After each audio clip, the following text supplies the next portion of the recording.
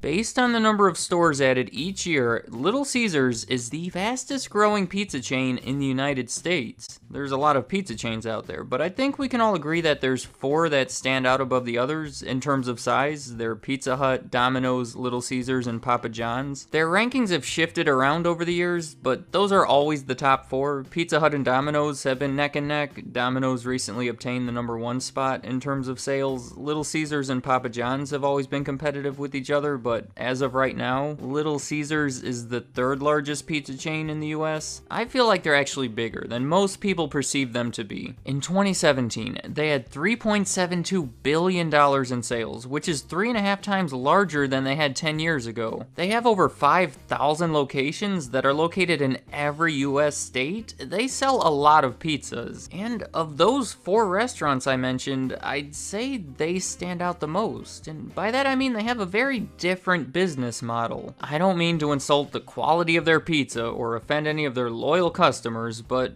we all know what this is. It's good pizza for the price, right? If I were to set out to buy the highest quality pizza in town, I'm not going to Little Caesars. I'd probably sooner go to Pizza Hut or one of those other 3, but if I want something quick and cheap, well, that's a different story. And that's saying something. The idea behind fast food in general is to be quick and cheap, and to be so far ahead of their fast food competitors in both areas, I'd say they found their spot in the industry. So I got all this large pie, and the crazy bread and the sauce for $6.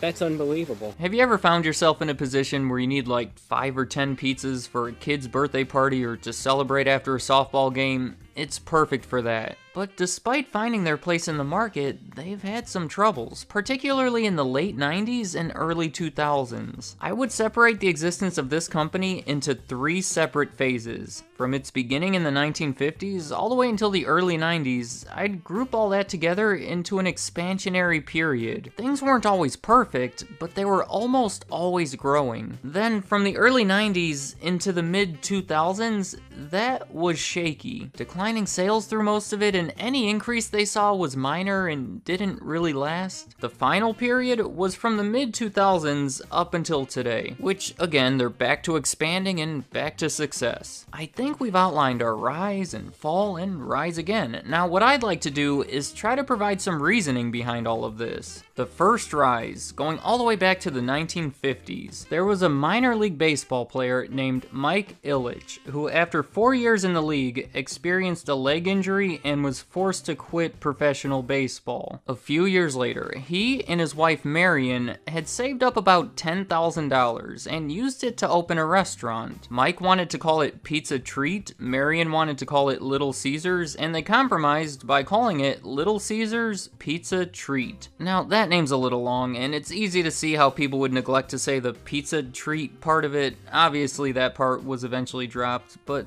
that was the first Little Caesars. After 3 years, they franchised a second location, and by the end of the 1960s, they were up to 50 of them. By the end of the 1970s, it was over 200, and this was a big part of their plan. Just open up a bunch of new restaurants, make them available to everyone, and get the name out there. The plan was put into full effect in the 1980s, over doubling their locations to 500 by 1984, and doubling again by 1986.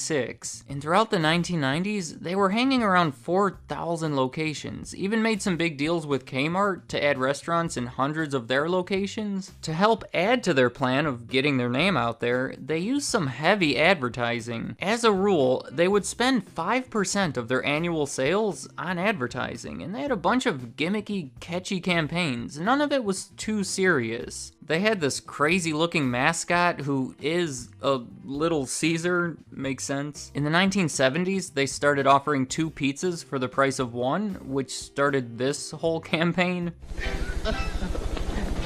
Little Caesars Pizza, the very large value.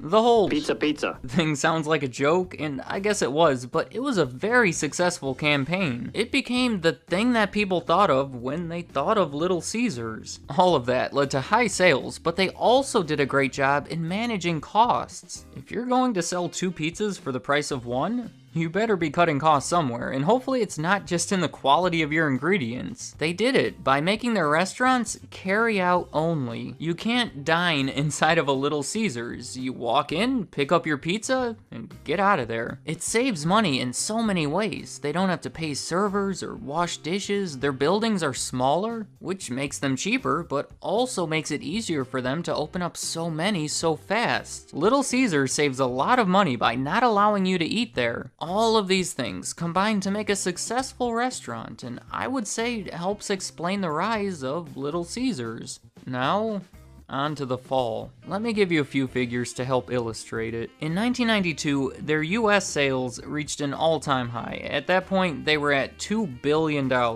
In 2002, their US sales were down to $650 million, about a third of what they were. Also, from 1992 to 2000, their total sales dropped every year. That's 8 straight years of declining sales, which is as bad as it sounds. They were struggling, and I have 3 pretty solid explanations for it. For one, increasing competition. Things were getting pretty tough in that market. Papa John's was exploding on the scene and taking sales away from all the existing chains. There wasn't really any higher demand for pizzas, and now there was more supply, which was not good for Little Caesars. And then their advertising. They let up on it, and they changed it. In 1996, they spent $53 million on advertising. In 1997, they spent $35 million. And by 2001, they spent under $3 million. And right around this time, they went with a new agency to handle all their advertising. The one that they left, they had been with for over a decade, and they were the ones you can say are responsible for popularizing the Pizza Pizza slogan. Remember, at this point, they've already had a few years of declining sales, and were likely looking to try something new to help revive things, maybe get away from the goofy humor and start some serious advertising that emphasizes the value that they provide. I wouldn't necessarily say that's a bad decision. I actually think it's a pretty good idea, placing emphasis on the thing that separates them from the competitors, but here's the issue. They were known for those silly ads. It was their entire image. It's one of the things I identified as making them successful in the first place. If they were going to drop all of it,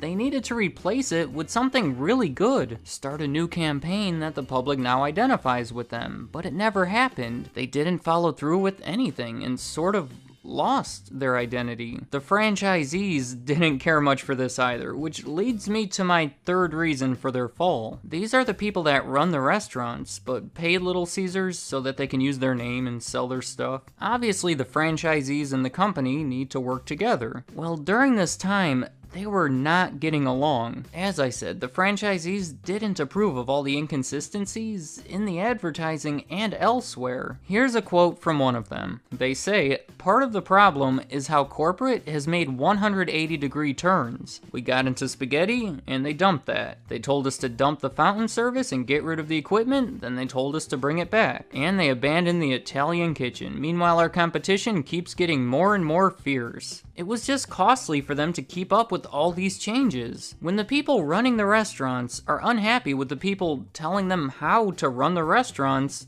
that leads to trouble. Further evidence of this is in the year 2000, 250 of them filed a class action lawsuit. They claim that the company was forcing them to use low quality ingredients that were far too expensive, as well as, back to the advertising, they were being forced to pay 4% of their sales toward national ad campaigns that they just didn't think were effective enough to justify the cost. There was a $350 million settlement, and by the end of it, the franchisees would have more of a say in these matters. You can see how nobody was getting along here, and how that can be counterproductive for business. And finally, the happy part. The part where they rise again. That brings us to the most recent period. I already expressed how well they're doing. Here's the sales graph. So I'll get right to the reasoning. To put it simple, they fixed a lot of their issues. That ad agency that was inconsistent and seemingly hurting them, they got rid of it. They started some pretty effective new promotions, like their deep dish pizza in 2002, and in 2003, that was when they started their $5 one-topping large pizza. Remember how they almost eliminated their advertising budget by 2001? Well, they brought it back. In 2011, it was back up to $22.4 million. And the next year, they brought back their old slogan, Pizza, pizza. after abandoning it for over 15 years. I don't want to put too much emphasis on that slogan, but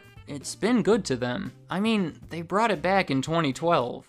Just saying. As far as their issues with the franchisees, things seem to be better today. The settlement of that lawsuit helped resolve some issues. They started a manage to own program where someone can start as a manager and work their way into becoming an owner. They also started a program that provides discounts for veterans that want to become franchisees. To summarize, they've successfully identified many of the things that were holding them back, and they addressed them. Before I end the video, I feel like I should follow through with the story of Mike and Marion Ilitch, the couple that opened that original restaurant. The first restaurant was located near Detroit, Michigan, and the entire company is heavily associated with the city. In 1982, the couple bought the NHL team, the Red Wings, from Detroit, and in 1992, they bought the MLB team, the Detroit Tigers. Mike died in 2017, but Marion is still alive, and her company owns all of it now. The Red Wings, the Tigers, and Little Caesars. Let me know in the comments, do you agree with my reasoning behind their rise and fall and rise again? Did I cover all the main points, or is there something I neglected to mention? And what are your thoughts on Little Caesars in general? Is it good pizza, or good pizza